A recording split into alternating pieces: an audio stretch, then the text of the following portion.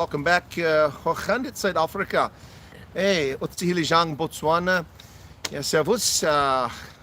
Grüß Gott auf unsere Sendung heute aus der Vereinigten Staaten in Pennsylvania.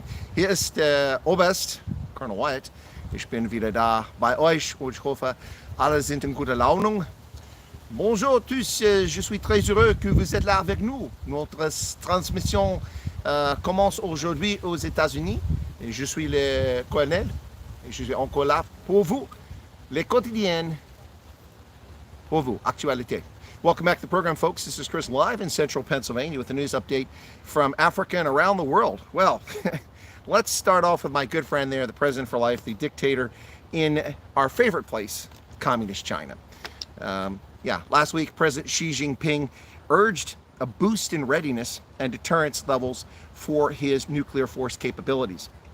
The rocket forces last year experienced a purge of leadership when they kicked out people they felt untrustworthy to the Communist Party. Does that sound familiar? We've been there before. And last month, China tested its latest version of an intercontinental ballistic missile, an ICBM. This is the first test they've done over the Pacific in decades, and it's quite big news. Turkey struck targets in Iraq and Syria this week after a state-run aerospace firm, TUSAS, had been attacked by supposed PKK terrorists who attacked the site, killing several people there. The government in Ankara has blamed the PKK, the Kurdish Workers' Party, for the terrorist action. Now, there are indications that Turkish PKK leader Abdullah Öcalan might be released from prison. He's been there for over 2 decades. I was stationed in Italy when the campaign to capture and arrest Öcalan took place. If you recall the events, he was found in Kenya and flown from Kenya, extradited to Italy by the U.S., and then flown on to Turkey. All 4 countries involved in that. Öcalan, the leader of PKK, has been in prison ever since then, rightfully or wrongfully, whatever the case may be. But there are indications he may finally be released from prison, but only on the proviso that he disband the PKK and that he disavow the insurgency.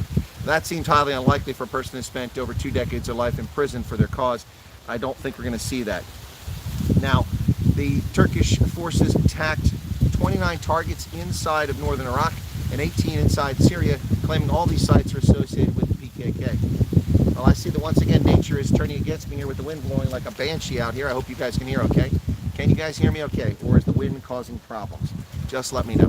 All right, so at the Brics Summit, the fantasy land of Vladimir Putin and Xi Jinping, the latest Brics Summit. Remember last year I was credentialed journalist at the Brics Summit in South Africa, covering these events since the event was in South Africa. But I'm not going to Kazan, Russia. The last place I'm welcome is Russia, trust me. Well, maybe Beijing, less welcome there. But so Putin has praised the Brics for countering the West policies. He calls the West pervasive methods to undermine the rest of the world. And some of the things he says, the West, I should say, faux pas there, says that through unilateral sanctions, blatant protectionism, manipulation of currency and other stock markets, and relentless foreign interference, ostensibly promoting democracy, human rights, and climate agenda. And to that I say, guilty on all charges. The West is guilty on all those charges, as is the East, as is the global South, as is the global North. Every one of those things describes the Chinese Communist Party and its interactions on the global stage, the Russian state enterprise, and everyone else. Every country is guilty of this that has any heft in the international order. So, Brics, once again, a fantasy of the underdeveloped part of the world, including Russia. Russia, a nation, it's dying as we speak. Population at the end of the Cold War, Russia proper of 178 million people, now down to about 130, 128 million people. Rampant alcoholism, poor health conditions, and a declining economy run by oligarchs. Not exactly your dream vacation spot. But remember, Bernie Sanders went there for his holiday. But it wasn't Russia, it was the Soviet Union. That tells you all you need to know about Senator Bernie Sanders. Now, Russia's been pushing for a new payment system to circumvent and evade the SWIFT system put in place after 9/11 over 2 decades ago. And this is so they can get around sanctions. Good luck to you there. Nobody wants your rubles. Nobody wants Iranian dinars. Nobody wants to trade in those currencies, so that's not going to come to fruition anytime soon.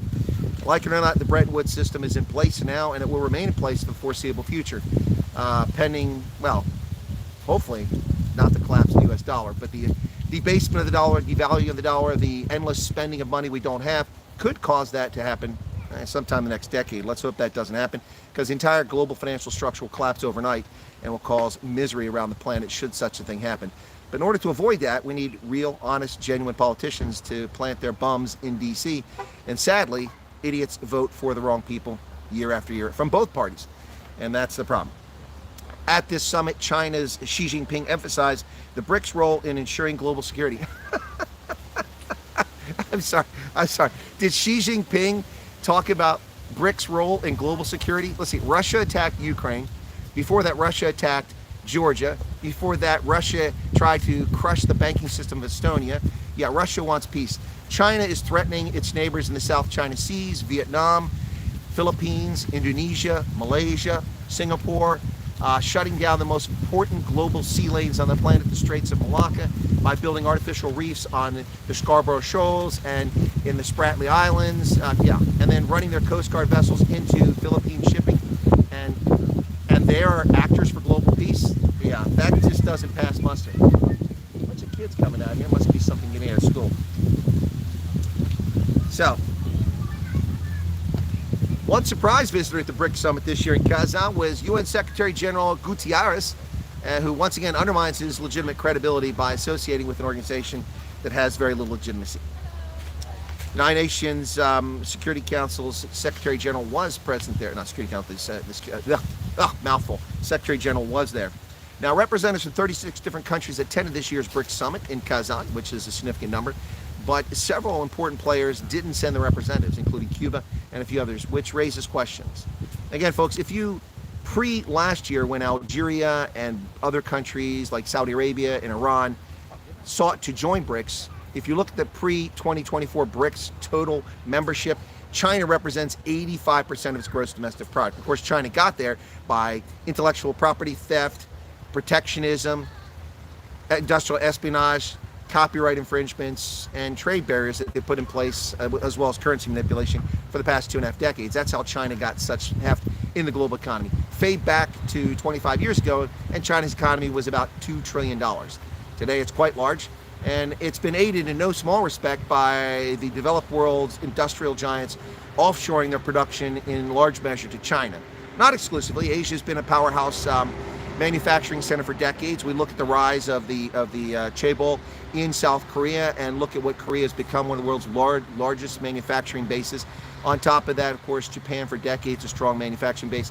We got Taiwan, it's been fantastic for years. Vietnam up and coming, Malaysia, Singapore, also places with great industrial development, especially in IT and fields like that. But China has gotten to its place illegitimately. Others have gotten there legitimately.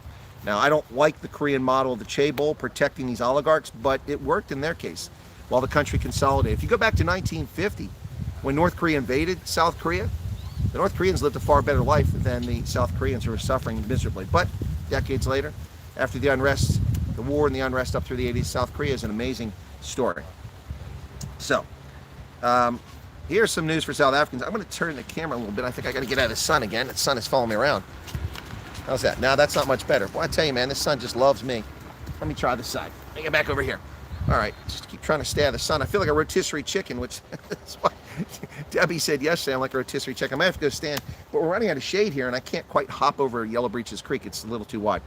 Louis Liebenberg, the famous, notorious, infamous South African diamond dealer, was arrested Tuesday night with his wife, Desi, at a Benoni country club, and a shocking development that really has gotten a lot of people's attention. So he's been arrested over 4 billion rand in a scam to defraud investors in his unpolished diamond business. And this may not come as a shock to some people, but it still reverberates when you think about it, not from a standpoint of criminality or accused criminality, but rather the fact that Louis Liebenberg is a staunch supporter and ally of Jacob Zuma and his MK party. In fact, when he was in court today for his hearing, he actually screamed "Viva MK." So fascinating story there, and let's talk a little bit about that. He shouted, as I said, "Viva Masholozi, Viva Masholozi, Viva MK" at his hearing in court.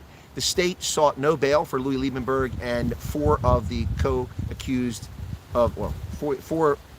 co-accused in this 8-member conspiracy, and he was denied bail. He said he didn't seek bail, and it was denied anyway. So he's accused of swindling investors in his Atara mix, known as which trades as Forever Diamonds and Gold, out of 4 billion rand since 2019. Now, if true, what took the Hawks 5 years to discover and uncover and prosecute this case? So if Louis Liebenberg has been defrauding people for 5 years, you would think a lot of people have been screaming over this time. Now, apparently a Democratic Alliance member of parliament has made it their personal mission to bring down Louis Liebenberg. I haven't had a chance to read that article because it's behind a paywall. I'll have to read that later today. But Louis Liebenberg arrested. The charges are racketeering, fraud, money laundering, and theft. And there are Louis, his wife Desi, and 7 co-accused. Wow. So he smiled in court today as he made his appearance for a bail hearing the charges being read to him. And he turned to the media, asked how he's doing. He said, "Hey, thanks to the media for making me famous." I don't know if that's how I'd want to become famous, but there you have it.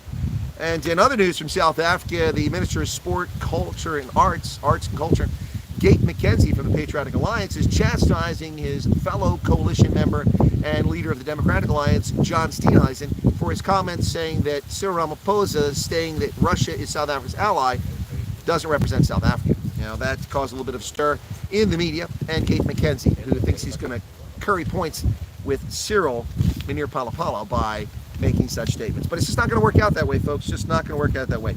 He's just looking to be more popular. And one more article on South Africa before we get into a conversation here, and that is that, if you recall, on the 7th of October, the African National Congress sent an ultimatum to the liaison office or embassy of Taipei in Pretoria, telling them they must vacate their offices in Hatfield by 30 October or else. Now, this direct diplomatic threat flies in the face of Vienna Conventions and is despicable.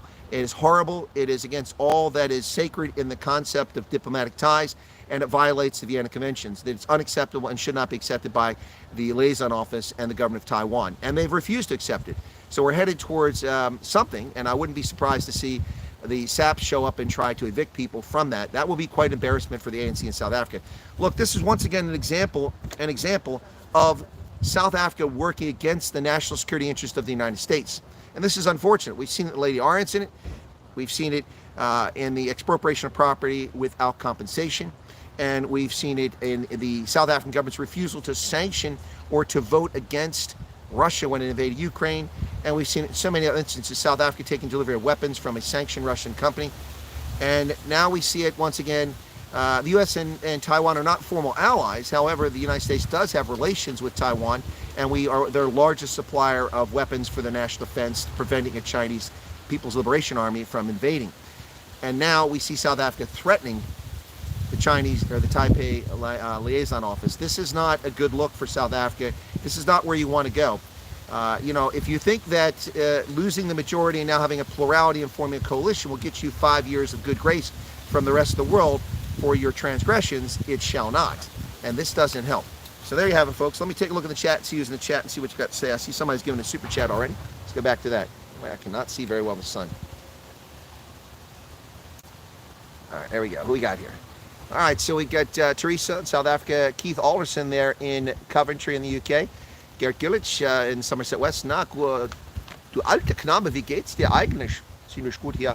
Yeah, and then we've got Vilma Rasmus, John Huchin is in from Arizona. Eric is in from Cape Town. Courtney McBride in from Utah for the program. He says, flying to Dallas in a few hours, my first time in Texas. Well, I hope you enjoy it there. Texas is big, buddy.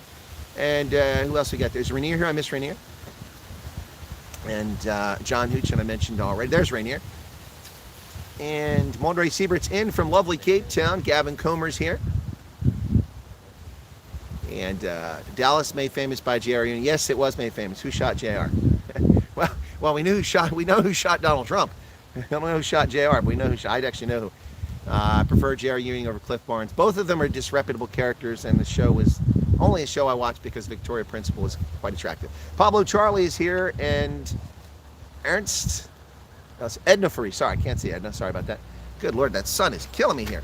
And who else we get there? Oh boy, it's just out of reach. Dylan Combrick is here. Breaking news: field fire, lower cable car house, 400 trapped. Are you serious? Are you serious? 400 people trapped on Table Mountain right now because the cable car broke down. Wow, China doesn't care about climate. No, they don't care about climate change. If China genuinely cared about climate change, they would stop building 350 coal-fired power stations every year. They have more coal-fired power stations by a factor of 10-1 over the U.S. now. And who else is there? So, Dylan, Hester. Take care, folks. I hope I didn't disturb your lunch. No. Okay. Nice to meet you. Pleasure meeting you. Enjoy the rest of your day. All right, I'm going to probably move into the shadows here a little bit here. Let me see. This is killing me. Here we go. This is better. Oh, this is much better. I'm going to adjust this, though. Be patient with me there, folks.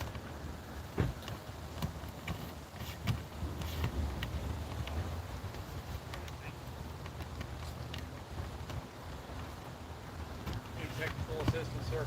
I'm okay on the technical assistance side, but thank you for the offer. I need the sun to quit getting my eyes, though. Oh, really? Here, you want this? No. It's keeps shining my eyes. Thank you, though. Yeah. Should I help out with that? The shade on the other side of the creek. Just make a hop. Yeah, I was telling people here on the program. I said I can't jump that creek. It's about 3 meters. Get on the other side of the tree. You want to make sun? Yeah, that might be a better spot. Let's try that. How you doing? Good. You? I'm older. Older. Me too. That's always better. So where's the sun spot? Right there. Gets in the eyes. You can see it now, right? You're good. Look at this. These trees ought to have leaves all the time. Are y'all still with me? All right, cool. There we go. Good luck, sir. Thank you very much. Appreciate it. Yeah, here we go. I got to get this one leg crooked. There we go. Now I can see everybody. I can see clearly now. The sun is gone. I think it's the sky. The clouds are gone. We're what the song goes. But anyway. All right, welcome back, folks. That was interesting. Okay, so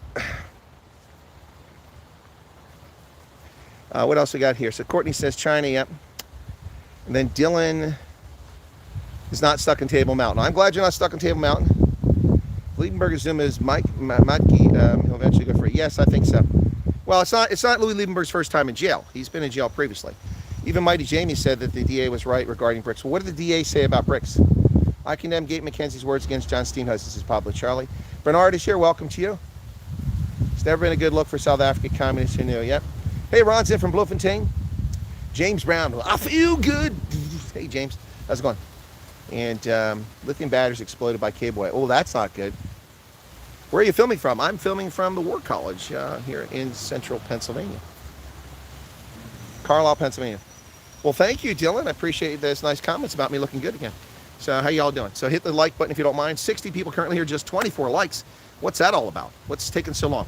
Anyway, so that's some of the news stories about today. This arrest of Louis Liebenberg is big news. It occurred Tuesday night. I mentioned it briefly yesterday, but he had a court appearance today, and that's why the story came up again today. So, yeah. I never said I was at the Navy War College. The Naval War College is in New England, not here. It's in Rhode Island. Yeah, so I've been to the Naval War College. I've been a speaker there before. I've been to the Air War College. I've been a speaker there. And I've also used to teach at the Army War College. So I've done the gamut and ran the round table of all those. I'm trying to get that sun out of the background, but there we go. So now I got to go a little bit lower here and even that out a little bit more. There we go. Now we're cooking with sterno. All right, cool beans. Hey, Val, how's it going? And own up, Chris. You're running off to President Trump's McDonald's. Courtney says Naval War College is a far superior academic institution. The problem with that, Courtney, is you have no basis to make such a claim. You have no basis. No basis to make such a claim. The oldest of these institutions is the Army War College. It's the oldest in the world, to my knowledge, that still exists. The Germans had older institutions, but of course that was the German Empire and they're long gone. The French had older institutions, but they eviscerated and destroyed them and started all over again. Autumn is the most beautiful season in Pennsylvania. Yeah, it definitely is. It's the most beautiful season in much of the northeastern United States, the mid-Atlantic states. I love fall, or autumn as people call it. It's absolutely a wonderful time of the year. Can't wait for Trump to return. Yeah, well, Trump has been here like crazy. Eric has dizzy eyeballs. Why do you have dizzy eyeballs? Because I keep spinning around? Well, now I don't have to be the rotisserie chicken and spin sideways. Yeah.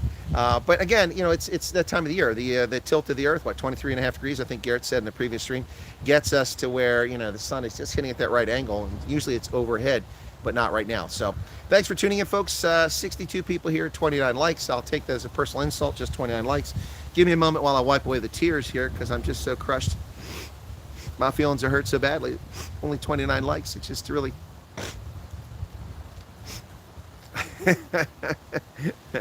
No, the likes actually push engagement. Your chat does the same thing. The more you chat right now, the more comments you put in there, the more YouTube's algorithm is likely to pick this video up and actually tell people about it.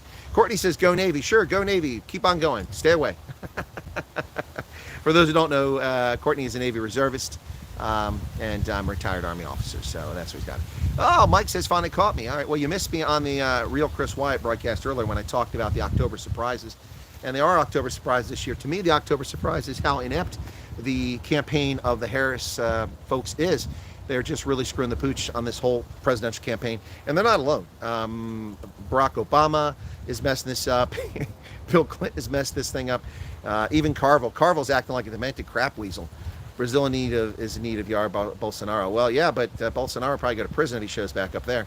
Yep, Kamala had a terrible town hall. I didn't see it, Courtney. I can't even watch her. What I do is just wait for the video clips. So I'm going to address probably on Sunday. Again, folks, this has been an incredibly busy time for me. I've done consulting at the War College. I had a neurologist appointment, a neurological examination, a test. I had affairs to settle with the VFW, so the place didn't close. I had the Farmers Fair, which is the equivalent of an Oktoberfest, a parade, preparation for that. Unbelievable. So many things going on simultaneously. I have another neurologist appointment on Friday to assess and let me know what came out of that. And it just goes on and on and on. And I still continue to bring production you guys. I do it by staying up incredibly late at night or getting up early in the morning and doing it. I did my interview on M.V. Velman, Rugby Ascendant, on his channel this week. Also did Wednesdays with Colonel Ronaldo. Yeah, it's just crazy. Yes, I am running my bum off all the time. I wish that I would reduce my waistline, but that's not happening. Donald Trump will learn these banana republics, teach them a lesson. Yep. How's it? I'm a South African in Cameroon. David Field, Cameroon, whereabouts? Douala? Are you in, where are you at in Cameroon? I've been to Cameroon. Went there to help coordinate the multinational task force that was already in existence to turn into an anti-Boko Haram task force based in Chad, in N'Djamena. But that was something I played a role in. I went to Nigeria for the first conference, and there was actually the second. London was the first. It was kind of a conversation with Western powers in Nigeria and I think Cameroon. And then later we went to Nigeria and Chad and others, and Niger came into the conversation. And then we went to Cameroon, where we actually put it all together, and then it went forward. I don't think they really accomplished much, though, unfortunately. Cameroon, that's an interesting place for a South African to be. It's a rather undeveloped place with lots of challenges, to say the very least, and the tropical weather just isn't my cup of tea. The airport really didn't do it for me when I landed. Douala, there you go. Okay, cool beans. So, David, pleasure. Thanks for being here. Douala is a place of interest when I was in the Army for the U.S. military for a logistical, agreement, so we could, pre-position some rations and things like that in case we had to do evacuations or humanitarian assistance. But I don't know the current status of that. That was a plan to build a warehouse there, but I don't think they ever did that. It's kind of pricey, and then you got to put guards out there. Otherwise, I think it's stolen in 5 minutes. All right, so thank you for being here, David. How did you find me? Okay. Will Trump take PA? Yes, Matt Canali. There's Matt. Where you been? Your honest opinion, Chris, without funny stuff with counting, you see. Yeah. Okay. Who asked that? Bernard. Okay, Bernard. If there is nothing untoward that occurs in this election, Donald Trump wins a landslide electorally.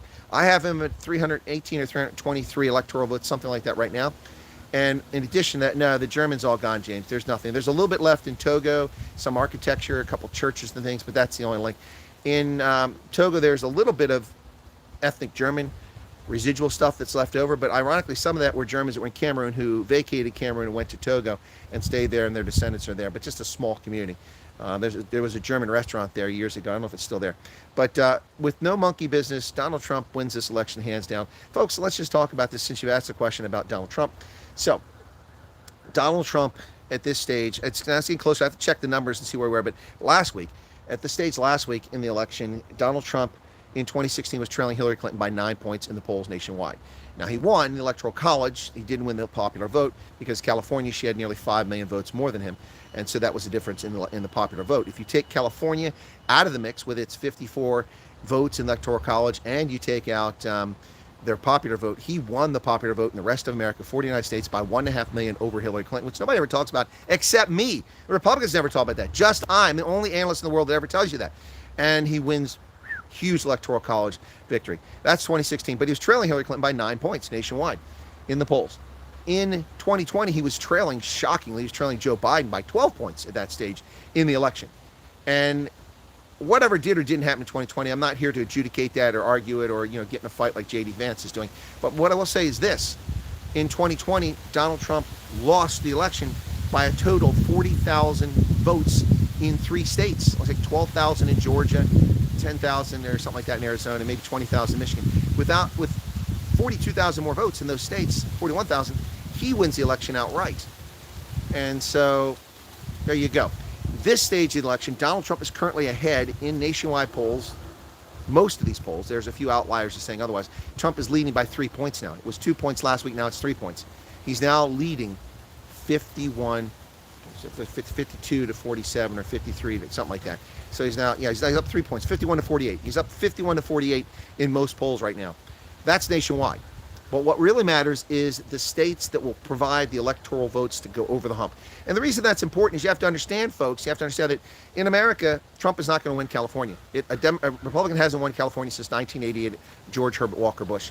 That's the last time a Republican has won California. And hundreds of thousands of conservatives have fled the state. But then hundreds of thousands of liberals also fled the state.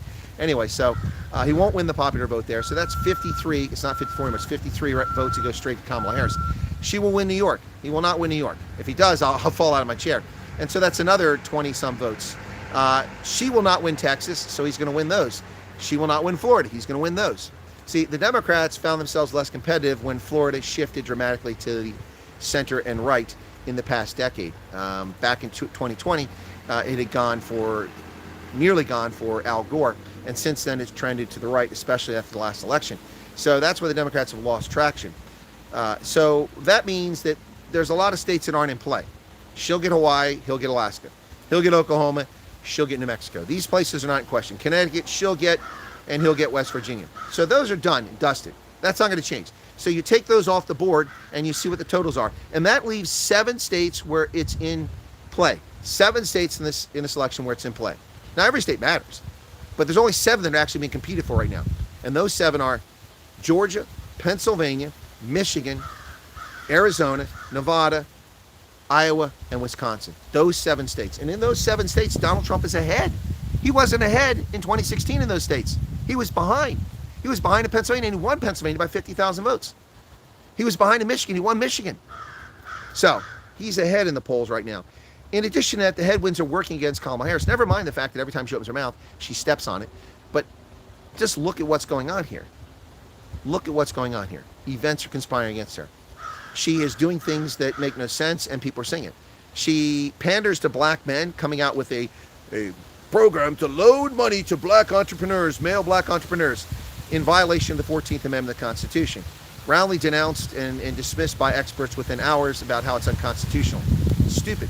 And, she dismisses people of faith at her rally when someone yells out, "Jesus is Lord." I wouldn't have done that at a rally, but somebody did it. And she laughs, she goes, "You guys are at the wrong rally." Really? Really? I mean, it'll be one thing to get up and say that about the trans crowd, which is not insignificant, but it's a very tiny part of the population. But to do that to 22% of Americans, 22% of Americans are practicing Catholics. 1 in 5 Americans. Now, I don't know how many voters that is, but 1 in 5. I mean, I just, given a race where the percentages are 1 or 2 or 3 points, I wouldn't dismiss 20% of the population. That's just dumb. Not to mention, a lot of Arab Americans, Christian and Muslim, are angry about the Middle East blowing up on this regime's watch. And so she's lost a lot of votes there. There are a lot of Arab Americans that talk about voting. They're not going to vote. Or there's some that are going to vote for Trump. Trump is also making inroads into a community that strangely has voted Democrat for decades, and that is the Jewish community, which makes no sense. They're working against their own self-interest in voting for these people. So there you go. In addition, Hispanics now, the numbers keep going up. Trump has never performed this well in polling with Hispanics across the board. I mean, with Cuban Americans, yeah, of course, Republicans always do very well with Cuban Americans, and with many other specific groups, but with Mexican Americans, with El Salvadorans, with Guatemalans, and that's not really what the real title is. I'm just saying their origin, either this generation, first generation, or previous generation. So even Haitians are going for Trump, despite the nonsense happening in Ohio. Don't believe that nonsense. Anyway, so Trump is polling as much as 60% of Hispanics in many parts of the country. Nationally, it's about 50-50 now. The best performance for a Republican president since we've been keeping stats on Hispanic voters for the past 6 decades has been George Walker Bush in 2004 when he got 45% of the Hispanic vote. Now remember, he came from Texas. A lot of Hispanics in Texas voted for him. He got 45% of the Hispanic vote. If Trump gets 40% of the Hispanic vote, it's over. if Trump gets 20% of the black vote, which I don't think he's going to get, but if he does, it's over. The Democrats' constituency is falling apart. In addition to that, unions are not endorsing her. The Los Angeles Times did not endorse her. Look, endorsements in newspapers don't mean a whole lot. And we know that every cycle, the Los Angeles Times, the New York Times, the Washington Post are going to endorse a Democratic candidate, almost without fail. Every time, right? But when they don't endorse someone that they're a party they've endorsed decade after decade, race after race, that sends a huge message to the world. It does, and to the voting public in America. So, I mean, look, that doesn't mean she can't win this race. There's a lot of stupid people out there. And I say stupid because anybody would consider voting for her, you really got to get your mind checked. Look, you don't have to like Trump, but he had results. Family income for family of four was up $9,700 in the first 3 years of administration. And you can't go with the whole thing. You can't take the last year. It was a COVID nonsense. That's a black swan event, the way that was unfolded by China, by the world. You know, so you can't take that. But the first 3 years of his presidency, $9,700. Family income is down by thousands of dollars for family of four in this. Not to mention, inflation ran at less than 2%, around 1.4% on average when Trump was president. Black unemployment was the lowest in history. Hispanic unemployment, lowest in history. Women unemployment, the lowest in history. Asian unemployment, the lowest in history. Outcomes were better. Peace broke out in the Middle East, the Abraham Accords. The end of ISIS destroyed by Trump in 4 months after Barack Obama instigated and let it go on for years. The Arab Spring calmed down. North Korea stopped firing intercontinental ballistic missiles over Japanese airspace because his ego was stroked. Russia was not invading its neighbors. Yes, we had a deficit. We had a debt. That's Congress and the president. That's never changed. But on measure, what has Kamala Harris got to offer us? This is a woman who was on video screaming at Americans going, how dare you celebrate Christmas? How dare you? What do you mean, how dare you? It's a Judeo-Christian country. Of course we celebrate the birth of Christ. What's your problem? If you don't like it, piss off and go back to Canada where you came from. Wait, yeah, she did. She grew up in Canada.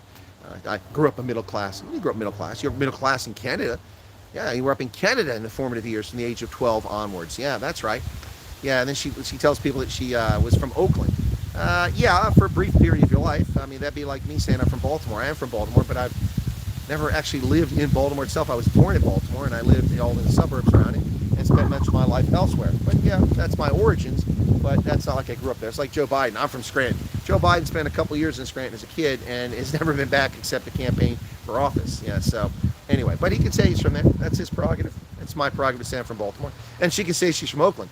But she can't tell you she's middle class, grew up middle class in Oakland, which she's allowing you to believe, which is a lie. I'll never allow you to believe that. I didn't grow up in Maryland. I grew up for little pieces of my life in Maryland. I'll be honest about it. I grew up all over the country. That's what honest people do. But Kamala Harris, she's killing herself. This is the worst possible candidate. This candidate is worse than Joe Biden, if you can imagine that. The Democrats, if they don't have buyer's remorse, they're not very bright people. And back to the point about people not being bright for her, what has she got? What has she achieved? What accomplishments can you put in her CV? And don't tell me that, well, she was the district attorney in San Francisco. She was the attorney general of California. She was a U.S. senator. Those aren't accomplishments. Getting elected to office is not an accomplishment. It's an achievement, but it's not an accomplishment. You can achieve lots of things. You can achieve infamy. You can achieve criminal status. You can achieve success. You can achieve failure, which is the opposite of achievement, but you get the point. But you cannot tell me that getting elected to office is an achievement. Discovering a cure for cancer is an achievement, or an accomplishment. Balancing a budget is an accomplishment. Creating jobs is an accomplishment. Earning a wage is an accomplishment. But getting elected to office is not an accomplishment. So what has she accomplished? She imprisoned black men in California for marijuana possession and usage and was proud of it. Then she claims that she's all in favor of marijuana being legal. She wants to legalize it. So talk about pandering to black men. She said, what I'm going to do for black men is we're going to give you loans for entrepreneurs, and they'll be forgivable. In other words, it's a grant. Never mind the fact it's unconstitutional. On top of that, she says, and we're going to legalize weed. So your starting position is that black men are potheads? It's oh my goodness. I was going to go to school, but then I got high. I was going to run for president, but then I got high. But then I got high. And then I got high. Afro man. He ought to do another one. He did one on Kamala Harris. Or he did one on Hunter Biden. He ought to do another one on Kamala Harris because she's gotten high.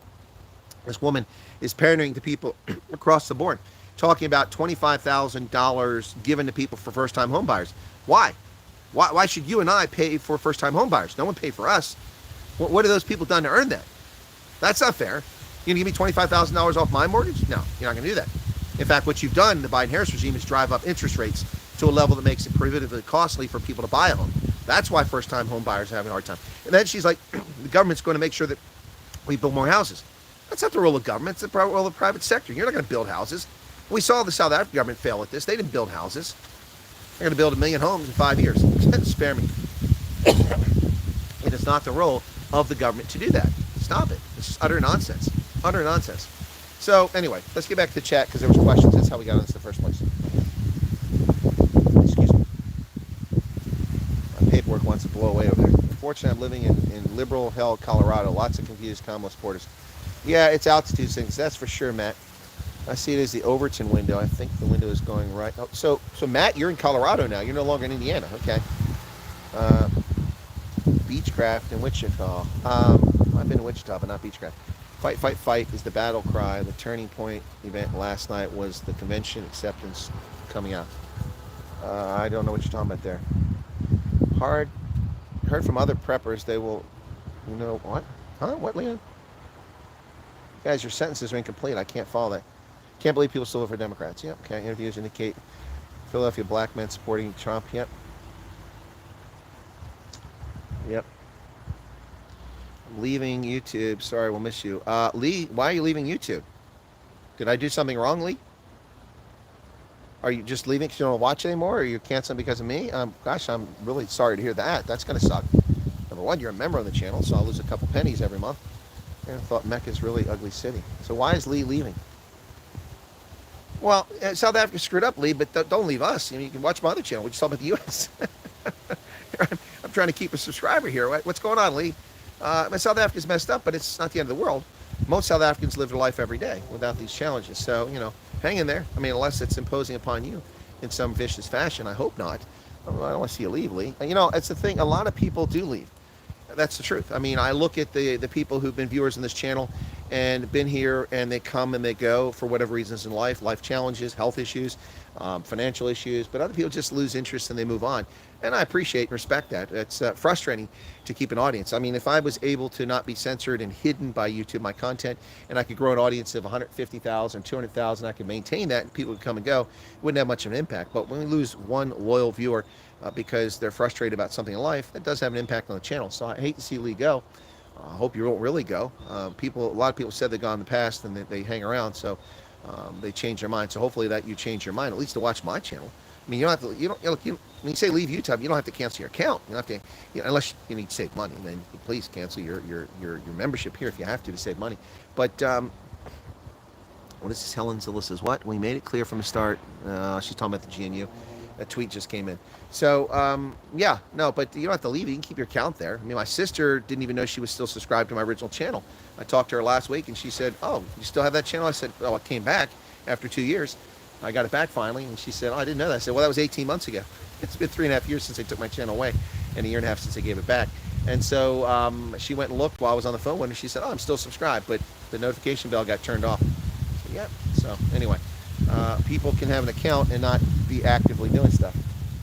Anyway, once again, so Lee says South Africa's screwed up. Well, it is. A lot of places are screwed up, but some of us are trying to make the world a better place and restore ration and reason to the world. Sorry, this branch wants to attack me now. I feel like I'm in one of those movies where the plants come alive. 45 likes. What's the deal with getting likes, folks? It is so hard to do. Do a lot of people just watch the content habitually and don't like it just because you don't like it? That's interesting. Or I know some people have a hard time finding the like button. Oh, I got attacked by the tree.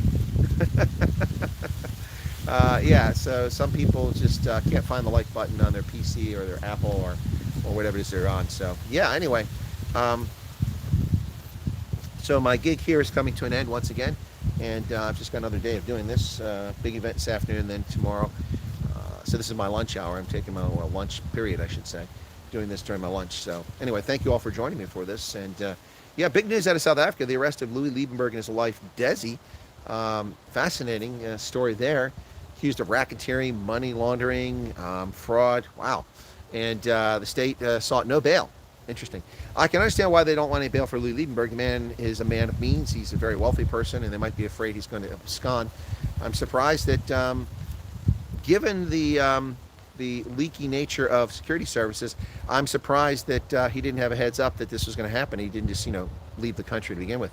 I mean, I would have suspected he would have just gone to Windhoek and then, wait for them to try to extradite him and then find some place that doesn't have extradition. But yeah, no, Liebenberg is in prison. His wife Desi's in prison right now too, apparently. That's surprising. I mean, what did she do? Was she involved in this? I don't know. This is crazy. And this, of course, is an acolyte of Jacob Zuma. And so is it legitimate criminality or is this tied to politics? One has to question that. I mean, we don't see Ace Magashule in jail. We don't see Zandile Gumeda in jail. We don't see Paul Mashatile in jail. We don't see Julius Malema in jail. All people accused of very serious crimes out walking the streets. But Louis Liebenberg is accused of something that's serious, but hardly risen to the level of some of those other reprobates. So it's fascinating. Anyway, we shall see. But Louis Liebenberg arrested and sent to the pokey. Like I said, not the first time Louis has been in prison. He's been in prison before. I think he was actually in prison during the liberation struggle, if I'm not mistaken. But he's a huge supporter of Jacob Zuma. And he finds himself in the outs right now and behind bars with bail denied. Now, that's pretty frightening, pretty scary stuff here. It's amazing the power of the state, what they can do to people, locking people up. I saw that this couple was just convicted of assaulting police officers during the January 6th events. And apparently there's a huge dispute even in the court about whether they assaulted anybody. They're simply to protect themselves when they're being struck by police. They got like 2 years and 8 months in prison. Wow. 2 years and 8 months in prison for a lawful assembly of people with permits issued by the Capitol Police. And then the police attacked people out there. Now, police were attacked as well, but it seems unclear they can prove whether these people actually attacked anyone or simply protecting themselves from blows that were coming down on them. You can see the video footage where they're doing this. It doesn't look like they're attacking. But look, I'm not going to get into that case, but the point is that, the state has the incredible power. We just saw the case in the United Kingdom where the gentleman, the 61-year-old gentleman, was arrested for being at a rally, and the judge said he committed no criminal offense, but he needed to be remanded because his presence was there. Now, he did use profane language against law enforcement, but there's no crime against that. Certainly shouldn't be any crime against it, particularly in a country that brought us the Magna Carta. Freedom of speech ought to be a key tenet of what's going on in the liberal society of the United Kingdom. But the man was arrested, he was tried, convicted of no criminal offense, and then sent to prison for 2 years, or 2 years and 8 months as well, or something like that. And 61 years of age, he just committed suicide in prison. This is horrific. This is a clear abuse of prosecutorial authority. It is abuse by the state. It's taking place all over the world. We saw it first roll out during the lockdown in South Africa when people were arrested for nursing their children on the sidewalk. People were arrested for stepping off a sidewalk, for being out at the wrong time, for leaving the confines of their gate and walking out on the street. It was unbelievable. We saw people threatened with arrest for bringing food parcels to hungry South Africans, especially white South Africans. And of course, we know that many of those parcels were simply confiscated by ANC bigwigs who were having parties at their home and then used it for personal benefit. The world is truly upside down, folks. Remember the hysteria? We are now coming up on 5 years. Well, 4 years anyway. So, 20, 1, 2, 3, 21, 2, 3, and 4. January will mark 5 years since the hysterical fraud that occurred and defrauded and imprisoned the world and nearly destroyed our economic basis 5 years ago. The blueprint has been set. The test runs were done. We saw it with all the supposed fears of pandemics, Zika, H1N1, bird flu, yada, yada, yada, yada. Went on and on and on for years trying to terrify people into it. And then finally they got the one that they could terrify people into, and look what happened. Scary stuff. Scary stuff. Anyway, folks, I think it's probably time to wrap it up here for the stream. Thanks, Courtney, for the super chat. I really do appreciate that. And for everybody for tuning in. 53 likes now. Thank you, 71 people currently here. Be sure to hit the like button. If you're just tuning in now, please go back and watch the stream from the beginning, or you can skip ahead and look for the parts you want. We talked about Louis Liebenberg. We talked about Taiwan's liaison office in South Africa being threatened by the ANC. We talked about Gabe McKenzie chastising John Steenhuisen, about China's plans to boost its nuclear forces. We also talked about the Brics summit in this. We talked about quite wide-ranging number of topics in today's broadcast for Chinwag with the Colonel here on the Adopt Africa channel. So thank you all so much for your patronage, for your support, for your comments, for the super chat, for your membership. Lilo, I hope you're not really going. If you have me on the WhatsApp or Telegram, please send me a note and chat with me if you don't mind. Lee, if you're still there. And thank you all so much. Once again, folks, anyone at all tuning in, watching a broadcast is a pleasure and a treat. It's your time. The most valuable thing you can give people is your time. My viewers give me time by listening to my comments, my analysis, my inputs, my thoughts, and I'm really grateful for that. And I return the favor by devoting my time, which is incredibly valuable, time that I get well compensated for doing other things for you, and also when I do my meet and greets with folks around the world. God bless and have a good day. And we are just days away from the most momentous election in the history of this republic. I know that sounds like a lot, but it is true. And the fate of the world is hanging in the balance. The fate of the world is hanging in the balance. Make no mistake about it, folks. If you're an American and you're not registered to vote, shame on you. If you're an American and you're registered to vote and you don't vote, it's double shame on you. If you're an American and you decide to vote for Kamala Harris, I ask you to seek counsel. That's your prerogative. Vote for who you want. But the world is hanging in the balance. God bless, folks, and take care. Cheers.